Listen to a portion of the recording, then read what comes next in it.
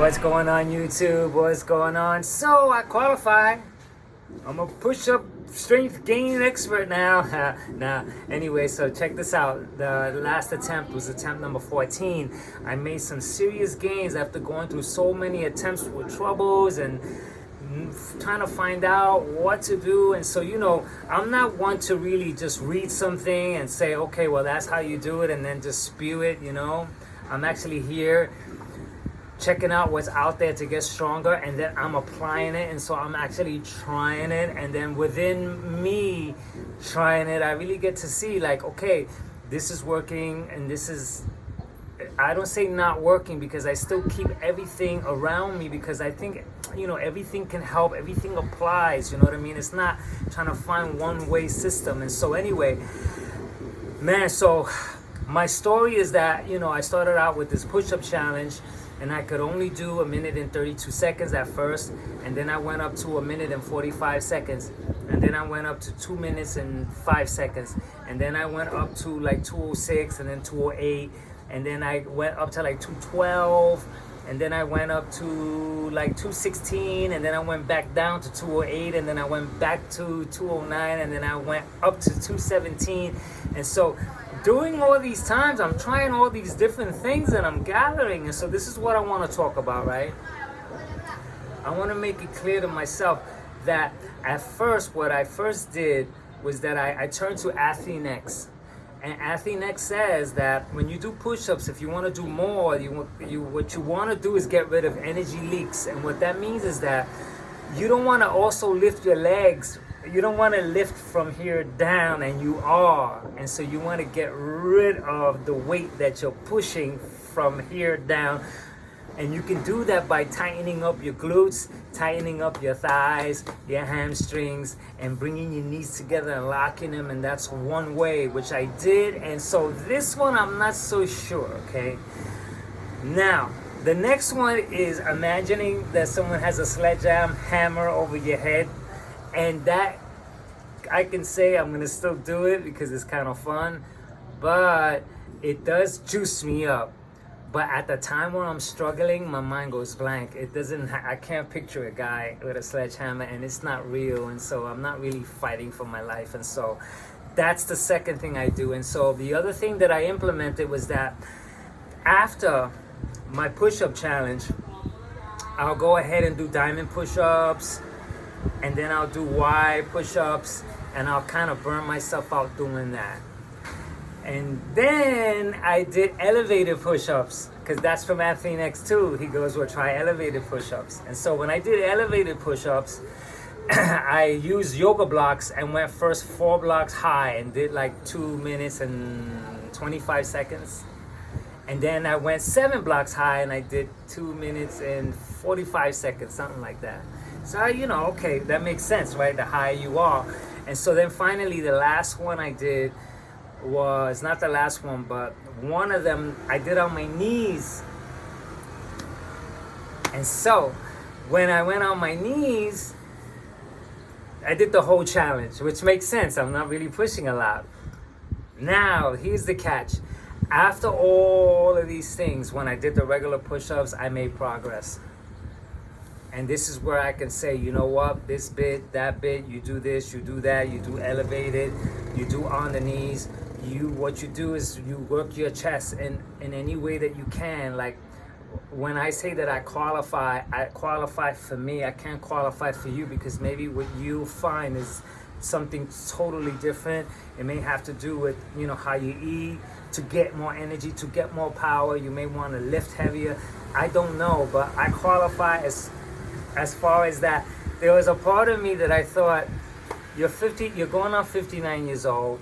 You're not a spring chicken. Your gain strength is that, your capability is that, and so you're doing it, and so you're finding out. And I was gonna really pretty much not hang it up, because I was gonna continue doing these push-ups because I love them. But there's a certain area where you just lie upon. And so when I freaking went above, I was shocked. I was so proud, and I said, you know what? I'm gonna get stronger. And so now, this right here, this challenge right here, what I'm gonna do is that I'm gonna do push-ups on my knees, but with a 5 kg vest. And then wherever I collapse, right, I do the negatives, because they say that gets you stronger. You do the negatives. And then let's see what happens. And then the idea of doing this is that after I do this exercise, then I do the elevated exercises and I see if I got better. Then I'll go back to the original challenge and see, did all my efforts help me get stronger? And so, let's check it out, baby. I forgot to say that one important factor about all of this is that while I was doing regular push-ups, my chest would feel pumped, but I wouldn't feel soreness. But when I did the elevated push-ups, my chest felt so freaking sore. And so just look at this. I got to take a look at that and I said, wait a minute, something's going on here. The regular push-ups, general soreness. The elevated push-ups, which I did more of, soreness. Then when I did the push-ups on my knees, which I did the whole attempt, soreness. Regular push-ups, regular pump. And so that's very important for me to take a look at, because it seems to me that all these different variations are different. It's not like just a modification. The exercises are prone to work something entirely different, and I thought this here is a really key factor, which is the reason why I'm doing all these variables to get stronger. Okay, so now let's get to it. We're rolling.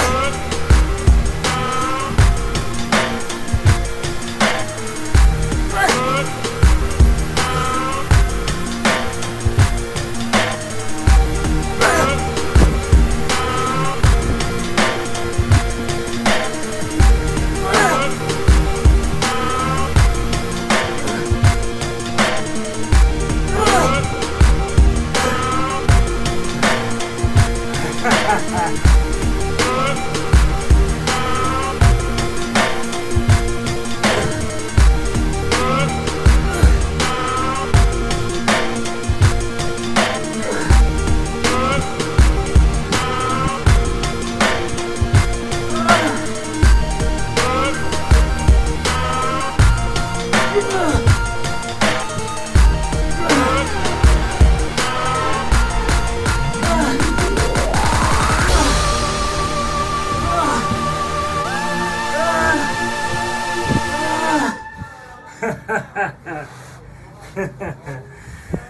baby. I saw it at 240. I saw. Oh, fuck.